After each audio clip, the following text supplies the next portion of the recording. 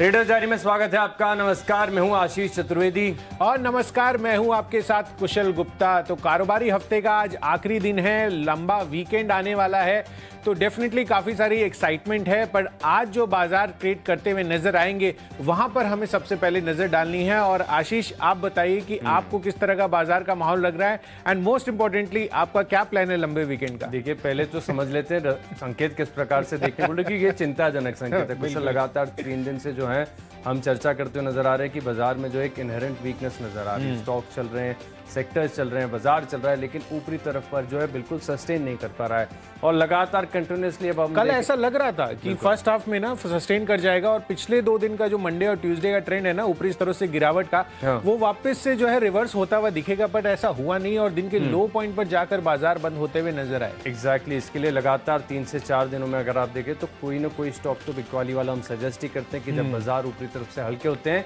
तब आपके पास actionable trading ideas आपके आर्सेनल में देखने को मिले। लेकिन जो अहम बात, जो चिंता मेरे लिए सबसे बड़ी है, वो है 18,000 के नीचे बार बार लगातार क्लोजिंग देना और वहां पर सस्टेन भी करना। 18,000 के नीचे अब हम फिलहाल आ चुके हैं। 17,898 का स्तर एसजीएक्स निफ्टी आपको कल की क्लोजिंग के हिसाब से देखने को मिल रहा है और 868 की है अभी फिलहाल एसजीएक्स निफ्टी का। अगर आप स्तर देखें तो ज्यादा गिरावट आपको नजर आ रही है। हालांकि परसेंटेज में देखें तो कुछ नहीं है, लेकिन क्या थोड़ी थोड़ी भी गिरावट करके अगर आप देखें तो कंटिन्यूस जो है लोअर लोज का फॉर्मेशन आपको देखने को मिल रहा है और ढेर सारे स्टॉक्स ऐसे हैं, सेक्टर्स ऐसे हैं जहां पर ऊपरी तरफ से आ रही है बिकवाली। तो आज भी ऐसा तो दिन है नहीं कि आप सिर्फ खरीदारी करके चले। लेकिन कुशल, एक बात और मैं ऐड करना चाहूंगा कि अब लगातार जब गिरावट हो रही है ना, इस गिरावट के बाद अगर आप निफ्टी का पुट कॉल रेशियो अगर देखें तो 0.81 हो गया है। और हिस्टोरिकली हमने देखा है कि जब भी 0.81 के आसपास पुट कॉल रेशियो आता है तब एक बाउंस तो आपको दिन के दौरान मिलता है। अब ये बाउंस ऐसा ना हो जाए कि जब आप मंदी के पोजीशंस बनाएं तब ये बाउंस आ जाएगा तो आपकी जो शॉर्ट पोजीशन के स्टॉक काफी ओवरसोल्ड इंडिकेटर है, मतलब जिस तरह से वैल्यू दिख रही है। वीक है, ऑप्शंस के माध्यम से देखेंगे तो ओवरसोल्ड है। एक बाउंस तो जरूर आएगा, लेकिन वही बड़ा सवाल कि वो बाउंस के बाद टिक पाएगा कि फिर और गिरावट वहां से बढ़ती हुई नजर आएगी। तो इसके लिए आज की जो सूची मैंने डिजाइन की है उसके अनुसार अगर आप देखेंगे तो मेरे पास 1, 2 और 3 स्टॉक ऐसे हैं जहां पर मैं बिकवाली कर रहा हूं, बाकी सभी स्टॉक्स में खरीदारी। चलिए, बिकवाली का अकाउंट जो है आशीष के आज हिस्से में जा रहा है और मेरी सूची में आज सभी के सभी स्टॉक्स खरीदारी के हैं। पर्टिकुलरली क्योंकि जो स्टॉक्स है ना वहां पर जहां पर न्यूज आई है वहां पर मैंने आज फोकस किया और साथ ही जो सेक्टर स्पेसिफिक जहां पर मूव पिछले 2 दिनों में बाजारों की गिरावट में जो निगेट करते हुए हैं, जैसे आईटी काउंटर आपने कल बिरला सॉफ्ट लिया था, वहां पर अच्छी तेजी, हमें दमदार तेजी इनफैक्ट देखने को मिली थी। तो आईटी काउंटर्स पर भी मेरा भरोसा बढ़ता हुआ नजर आ रहा है और ऑटो स्पेस में पिछले 2 दिनों से आपको कर रहा हूं, तो वहां पर भी कुछ कॉल्स मेरी तरफ से आते हुए आपको नजर आएंगे। तो चलिए पारी की शुरुआत कर लेते हैं। आशीष, आपसे स्टार्ट करते हैं। कैश सेगमेंट में आपने क्या चुना है? बिल्कुल, स्टॉक चुना है क्वेस्टकॉर्प। यहां पर करिए खरीदारी, स्ट्रक्चर है बढ़िया और किसी भी दिन बड़े ब्रेकआउट के संकेत। अब कहना मुश्किल कि आज ये दिन होगा कि कल तो नहीं कल तो बाजार बंद है। सोमवार को ये तेजी आएगी, थोड़ा कहना मुश्किल है, लेकिन तेजी आएगी, ये बात निश्चित नजर आ रही है। कल भी बहुत बेहतरीन तेजी दिखाई थी, आई थिंक स्टॉक ने अच्छी तेजी दिखाई, स्ट्रक्चर बढ़िया। ऐसा इतनी तेजी के बाद ऐसा लग नहीं रहा कि और नहीं चल पाएगा, ऐसा लग रहा है कि और बड़ा मूव यहाँ पर देखने को मिलेगा। तो 990 का लक्ष्य है, 943 के आसपास की क्लोजिंग है, 930 रुपए का लगाएंगे टाइट और बढ़िया सा स्टॉप लॉस और खरीदारी करेंगे 990 के लक्ष्य में। देखिए, खबर है कल्पतरू पावर ट्रांसमिशन में जहां पर आपको खरीदारी करने की राय है, क्योंकि जिस तरह से यहां पर आईसीआईसीआई प्रूडेंशियल म्यूचुअल फंड ने हिस्सेदारी अपनी बढ़ाई है वो इसके लिए काफ़ी ज़्यादा पॉजिटिव साबित हो सकता है। और यहां पर इन्होंने 16 नवंबर को करीब 0.2% हिस्सेदारी बढ़ाई है और अब इनकी हिस्सेदारी 5.19% या आप राउंड ऑफ करेंगे तो 5.2% तक होती हुई दिखी है। तो डेफिनेटली आपको इस स्टॉक पर नजर रखनी चाहिए। वैसे भी अब पावर एंड ट्रांसमिशन स्पेस की अगर आप बात करें तो लगातार वहां पर जो ट्रैक्शन है लोगों का बनता हुआ नजर आ रहा है। तो यहां पर आपको फोकस रखना है 430 रुपए के टारगेट के लिए। 420, 419 रुपए की क्लोजिंग है, 412 रुपए का आपको लोअर साइड पर स्टॉप लॉस लगाकर चलना है। चलिए बढ़ते हैं अपनी अगली कैटेगरी जो है फ्यूचर्स की। और जैसे कि मैं आपको बता रहा था कि जो आईटी काउंटर्स हैं, खासकर जो दिग्गज आईटी काउंटर है, वहां पर आपको अब फोकस बढ़ाना चाहिए। और यहां पर आप देखिए मिड कैप आईटी काउंटर्स में तो दमदार तेजी हमें पिछले 2 दिनों से देखने को मिल ही रही है। तो मुझे लग रहा है कि अब धीरे धीरे जो ट्रैक्शन है ना वो मूव कर मिड कैप से particularly large cap IT counters में शिफ्ट होता हुआ दिख सकता है। तो टेक महिंद्रा आई थिंक उस चीज में फ्रंट रनर रह सकता है और इसी वजह से यहां पर आपको खरीदारी करने की राय दी जा रही है। 1618 रुपए की प्राइसिंग है, 1670 ये आपका टारगेट बनेगा और 1600 रुपए लोअर साइड पर आपको स्ट्रिक्टली इस स्टॉप लॉस को फॉलो कर चलना है। तो फ्यूचर्स कैटेगरी में मेरी तरफ से टेक महिंद्रा आपके लिए। आशीष से जानते हैं वो क्या लेकर आए हैं। देखिए बिकवाली करूंगा, स्टॉक कल भी आपको बताया था गिरावट है, हालांकि संकेत काफी बार मैंने आपको समझाया कि स्टॉक में अगर आप देखें, सेक्टर में देखें तो काफी बढ़िया अच्छी लंबी अवधि की तेजी है, लेकिन फिलहाल जो शॉर्ट टर्म सेंटिमेंट्स है बाजार के कमजोर होते जा रहे हैं। तो ऐसे में उन स्टॉक्स पर भी फोकस करना है जिनमें एक तरफा बड़ी रैली देखने को मिली है। नाम है डीएलएफ, यहाँ पर आपको बिकवाली करनी है। कल ये स्टॉक मैंने आपको बताया था और करीब करीब 2% की गिरावट यहाँ पर दिन के दौरान देखने को मिली। लेकिन कल की जो गिरावट आई है इसके साथ अगर आप देखें तो वीकनेस की जो स्ट्रक्चर है इसका कंफर्मेशन हो गया है और फर्दर कल करीब 417 का ही लक्ष्य मैंने आपको दिया था वो हासिल होते हुए नजर आया दिन के दौरान। लग रहा है कि थोड़ी सी और गिरावट यहाँ पर देखने को मिलेगी, लेकिन वर्ड ऑफ कॉशन लगातार रोज मैं आपसे ही कह रहा हूँ कि बिकवाली करना भी अब आसान नहीं है। देखिए बाजार इतना वॉलेटाइल हो चुका है कि जिस प्रकार की आप पोजीशंस लेंगे ना, बहुत जल्दी वहां से एक रिवर्सल देखने को मिल सकता है। तो डीएलएफ के फ्यूचर्स में बिकवाली तो करेंगे 409 रुपए के लक्ष्य के लिए, लेकिन 424 का स्टॉप लॉस जो है तुरंत लगा लेंगे, क्योंकि ऐसा ना हो कि स्टॉक जो है ओवरसोल्ड लेवल से जो है एक बाउंस देखने को मिले और इस बाउंस के दौरान आपका जो है स्टॉप ट्रिगर होते हुए नजर आए। तो 409 रुपए का लक्ष्य होगा, डीएलएफ के फ्यूचर्स में करेंगे बिकवाली। लिस्ट को आगे बढ़ाते हैं, अगली हमारी कैटेगरी है ऑप्शंस की और ऑप्शंस में भी बिकवाली कर रहा हूँ। एल&टी फाइनेंस होल्डिंग एक और स्टॉक ऐसा है जो चलता नहीं है, गिरता जाता है और बाजार की तेजी में थोड़ा सा कम चलता है, लेकिन बाजार की गिरावट में सबसे पहले फ्रंट फुट पे आगे होता है गिरने के लिए। तो यहाँ पर जो है कॉल ऑप्शन, माफ कीजिएगा, पुट ऑप्शन के माध्यम से आप मंदी की पोजीशंस बनाकर चल सकते हैं। करीब करीब 3 रुपए तक के लक्ष्य यहाँ पर देखने को मिलेंगे। लॉट साइज काफी बड़ा है तो कॉशियसली ट्रेड करेंगे। स्टॉप लॉस का जरूर ध्यान रखना है, 1 रुपये 25 पैसे ये स्टॉप लॉस जरूर लगा लीजिए। 3 रुपए तक की तेजी यहाँ पर देखने को मिल सकती है। बिल्कुल, तो चलिए बेस्ट ऑप्शन में एल&टी फाइनेंस होल्डिंग आशीष को पसंद आ रहा है। इसका पुट ऑप्शन आपको खरीद कर चलना है। मेरी सूची में आपको कॉल ऑप्शन खरीदना है और वही स्टॉक एस्कॉर्ट्स जिस पर मेरा भरोसा जो है आज भी बना हुआ है। आज देखिए मोर इम्पोर्टेंटली पूंजी जुटाने पर बोर्ड बैठक होने वाली है एंड कल हमने आपको एक्सक्लूसिवली ये बताया भी था, इस चीज़ की जानकारी दी थी कि जो फैमिली ट्रस्ट के शेयर्स हैं उसको ये रिलीज़ करने के लिए एनसीएलटी से अनाउंस कर सकते हैं और ये जो शेयर्स हैं ये हो सकता है कुबोटा जो ऑलरेडी 9-10% हिस्सेदारी एस्कॉर्ट्स में होल्ड कर रहे हैं उनको ये जाता हुआ दिखे और मोस्ट लाइकली जैसा एक्सक्लूसिव लिंक में हमने आपको बताया था कि यहाँ पर एक ओपन ऑफर भी ट्रिगर होता हुआ दिख सकता है। तो एस्कॉर्ट्स जो है और जो वैल्यू आ रही है वो लगभग 1750 रुपये प्रति शेयर के आती हुई दिख रही है। तो मौजूदा भाव से काफ़ी सिग्निफिकेंट अच्छे लेवल्स पर आपको ये डील होती हुई नजर आ सकती है। तो इस चीज़ की एक्सपेक्टेशंस में आपको यहाँ पर आज इसका जो कॉल ऑप्शन है 1640 रुपये का वो खरीद कर चलना है। 55 रुपये की प्राइसिंग है, 85 रुपये के टारगेट के लिए आपको खरीदारी करनी है। 42 रुपये का आपको स्टॉप लॉस रखना होगा। अब कुशल से जानते हैं उनकी टेक्नोपिक। देखिए आईटी के साथ साथ मेरा जो भरोसा है ना वो टेलीकॉम स्पेस पर भी है आशीष, और टाटा कम्युनिकेशन यहाँ पर आपको फोकस रखना है क्योंकि जिस तरह से इसका चार्ट स्ट्रक्चर कल के सत्र में बनता हुआ नजर आया था उस वजह से आपको इसको काफ़ी बड़ा फोकस रखना है। आप देखिए दमदार तेज़ी कल के सत्र में बनती हुई नजर आई थी। अगर आप चार्ट स्ट्रक्चर भी इसका देखेंगे तो जिस तरह से शुरुआत हुई थी उसके बाद लगातार यहाँ पर कल के सत्र में तेज़ी बनती हुई दिखी और ऑलमोस्ट दिन के हाई पॉइंट पर यहाँ पर क्लोजिंग आ रही थी। तो डेफिनेटली इसको अपने रेडार पर आपको रखना है। 1240-1242 लेवल्स भी ये टच करता हुआ नजर आया था और अभी जो कल की क्लोजिंग हुई थी वो 1247 पर जाकर हुई थी। तो 1290 रुपए के टारगेट के लिए टाटा कम्युनिकेशंस ये आपको खरीद कर चलना है। 1230 रुपए आपका स्टॉप लॉस बनेगा। आशीष टेक्नोपिक। अच्छा, कल जो स्टॉक बताया था टेक्नोपिक के लिहाज से बिरला सॉफ्ट कमाल कर दिया, कमजोर बाजार में भी 9-10% तेजी चलना, कोई खबर ना कोई रिपोर्ट कुछ नहीं, सिर्फ टेक्निकल्स और बढ़िया तेजी यहाँ पर देखने को मिली।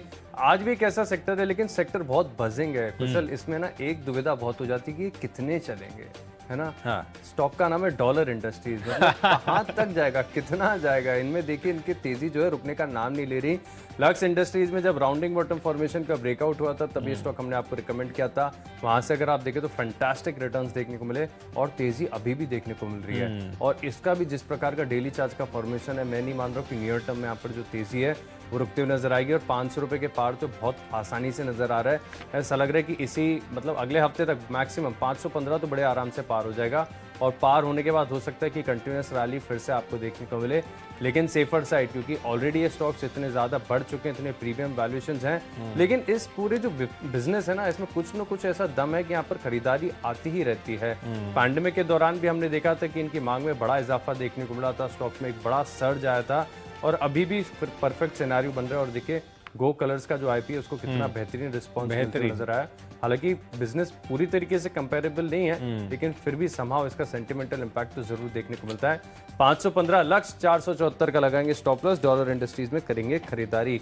लिस्ट को आगे बढ़ाते हैं, अगली हमारी कैटेगरी है फंडा पिक, और फंडा पिक के लिहाज से मैंने कॉफ़ी बनाने वाली कंपनी और जो भारत में इंस्टेंट कॉफ़ी में मार्केट लीडर है, एक्सपोर्ट काफ़ी ज़्यादा करती है, करीब करीब 90% आय जो है ना इनके एक्सपोर्ट से आती है। और भारत में कॉफ़ी का सबसे बड़ा एक्सपोर्टर है सीसीएल प्रोडक्ट्स, यहाँ पर आपको खरीदारी करनी चाहिए क्योंकि कॉफ़ी फ्यूचर्स के चार्ट एक बार जरूर देखिएगा, कितना बेहतरीन ब्रेकआउट यहाँ पर देखने को मिला और कंटिन्यूस बड़े चार्ट्स पर बड़े ब्रेकआउट देखने को मिला। और जब मैं इंडस्ट्री के कुछ जानकारों से बात कर रहा था तो उन्होंने ये भी बताया कि ये नहीं है कि तेजी आ गई है तो हो सकता है थोड़ी हल्की हो जाए, ये तेजी सालों साल तक बरकरार रहने की संभावना आ रही है। क्योंकि जो ब्राजील में डैमेज हुआ है, क्योंकि 60 से लेकर 70% अरेबिका कॉफी का जो प्रोडक्शन है वो ब्राजील में होता है, और वहां पर जिस प्रकार से खराब वेदर के चलते एक इम्पैक्ट देखने को मिला है, करीब करीब 2 से 3 साल तक ये समस्या हल नहीं होगी, ग्लोबल सप्लाई में एक शॉर्टेज रहेगी और कॉफ़ी की कीमतें बढ़ती हुई नजर आएगी। लेकिन एक बात और शॉर्ट में मैं ऐड कर देता हूं कि ये कॉफ़ी जो है इंपोर्ट करते हैं, प्रोसेस करते हैं और फिर बेचते हैं, लेकिन क्योंकि कॉफ़ी के फ्यूचर्स बहुत ही रेडीली अवेलेबल है तो ये हेजिंग कर लेते हैं, प्लस इनका जो जितना भी कॉस्ट इंपैक्ट होता है वो ट्रांसफर कर देते हैं। तो बहुत वेल पोजिशनड है कंपनी, खरीदारी करेंगे 450 के लक्ष्य लिए,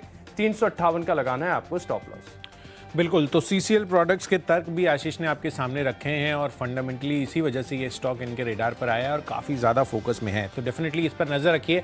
चलिए मैं बढ़ता हूँ आगे और फंडा पिक में मैंने जो स्टॉक चुना है वो है सरकारी कंपनी BEML। यहाँ पर आपको खरीदारी करने की राय, इनफैक्ट कल हम बता भी रहे थे कि किस तरह से जो विनिवेश सेक्रेटरी है उनकी तरफ से क्या बयान आते हुए दिख रहे थे। तो FY22 तक ही यहाँ पर जितनी भी फाइनेंशियल बिड्स हैं इनकी डेवलपमेंट के लिए वो आती हुई नज़र आएंगी और कहीं ना कहीं इसके जो प्रोसेस है वो बहुत ज़्यादा फास्ट पेस पर अब बढ़ते हुए नजर आ रहे हैं। ऐसा सरकार का क्लियर कट इंडिकेशंस आते हुए नजर आ रहे हैं। और BEML के साथ साथ और 6 ऐसी कंपनियां हैं जहां पर सरकार का फोकस लगातार बना हुआ है, तो इसको फोकस में रखिए। कल की जो तेज़ी आई थी इस खबर के बाद, वहां पर उसके बाद मुझे लग रहा है कि आज भी तेज़ी बनती हुई नजर आएगी, बट डेफिनेटली आपको इसको लंबी अवधि के लिए यानी कि फाइनेंशियल ईयर 22 के एंड तक यहाँ पर अगर आप होल्ड करके रखेंगे तो कंफर्टेबली आपको 15 से 20% के रिटर्न्स इसमें देखने को मिल सकते हैं। और इसी वजह से 1900 रुपए का टारगेट कंजर्वेटिव बेसिस पर मैंने रखा है, हायर साइड पर और भी ये टच करता हुआ नजर आ सकता है, तो फंडामेंटली इस पर आपको फोकस बनाकर चलना है।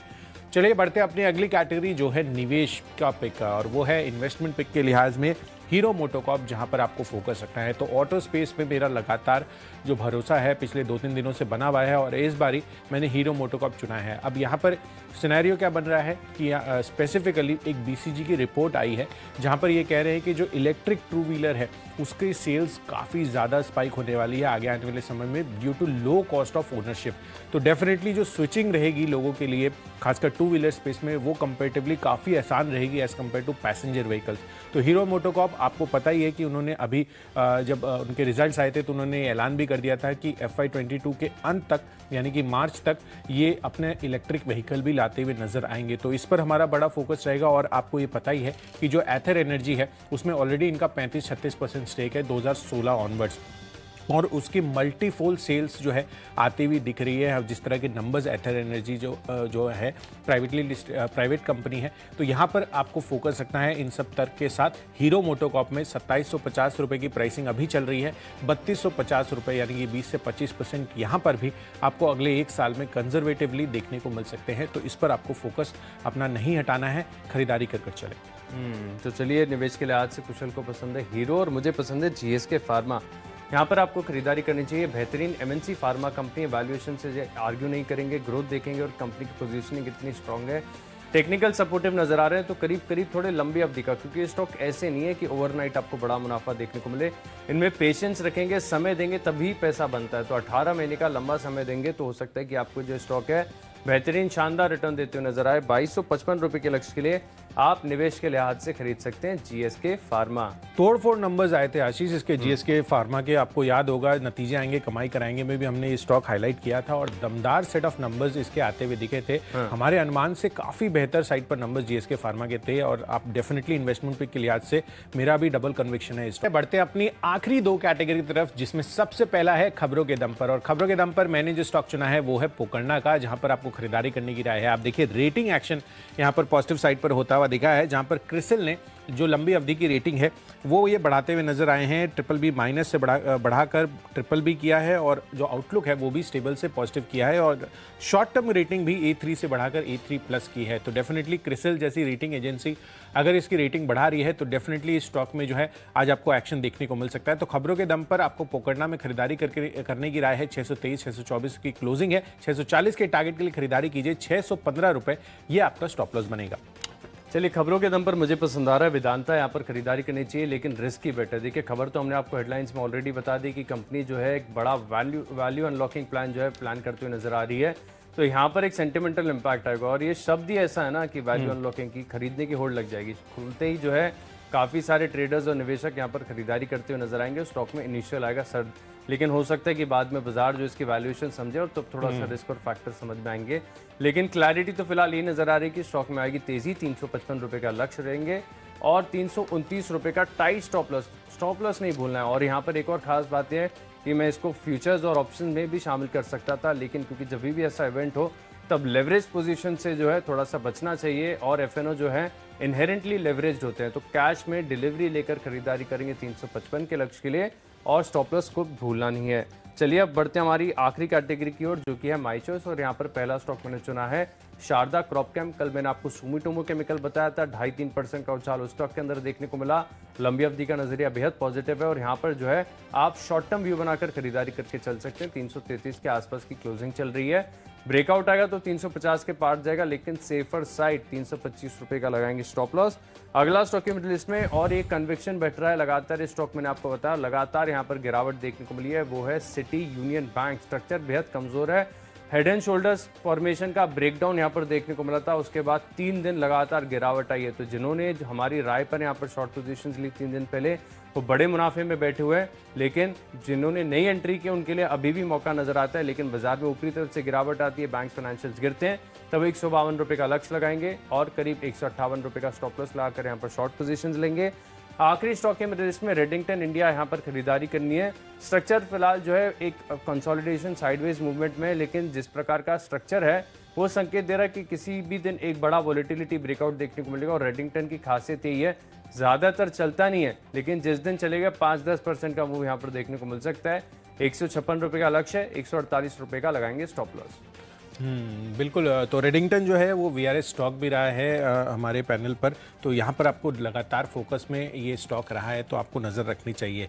चलिए, माई चॉइस कैटेगरी में पहला कॉल मेरी तरफ से है मिर्ज़ा इंटरनेशनल पर। आप देखिए यहाँ पर लेदर स्टॉक्स जो है, इनफैक्ट पूरा लेदर स्पेस पर सरकार की फोकस बनी हुई है और यहाँ पर इस सेक्टर को सपोर्ट करने के लिए कुछ इंटरेस्टिंग कॉमेंट्स भी आते हुए नजर आ रहे हैं पीयूष गोयल जी की तरफ से। और यहाँ पर भी ये चीज़ अब दिखने को मिल रही है कि UAE, UK और ऑस्ट्रेलिया जैसे देशों में जो लेदर प्रोडक्ट के एक्सपोर्ट्स होंगे वहां पर ड्यूटी फ्री एक्सेस जो है इंडिया एक्सपेक्ट कर चल रहा है। तो आगे आने वाले जो भी कॉन्फ्रेंसेस होंगी वहां पर इस बात को लगातार उठाया जाएगा और सरकार जो है इस चीज़ को आगे बढ़ावा देने के लिए डेफिनेटली काफ़ी सारे कदम उठाते हुए नजर आएगी। तो मिर्ज़ा इंटरनेशनल अगले 6 महीनों के लिए आपको हो सकता है कि ये सेट ऑफ इवेंट्स में कुछ पॉजिटिव न्यूज़ जो है लेदर स्पेस के लिए आती हुई नजर आए और उस वजह से यहाँ पर इस स्टॉक में अच्छी तेज़ी बन सकती है। तो 6 महीनों की अवधि के लिए 110 रुपये के टारगेट के लिए आपको खरीदारी करने की राय है।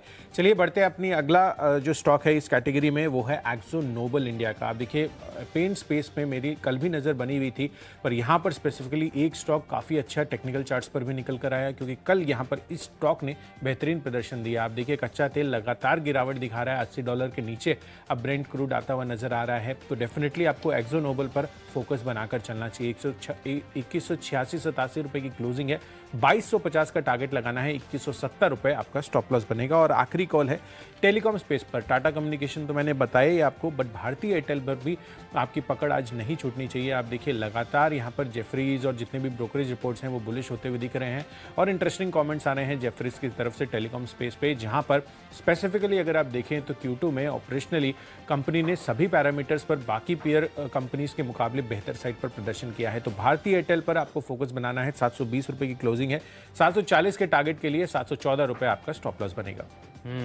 चलिए 20 स्टॉक्स की लिस्ट हो गई पूरी।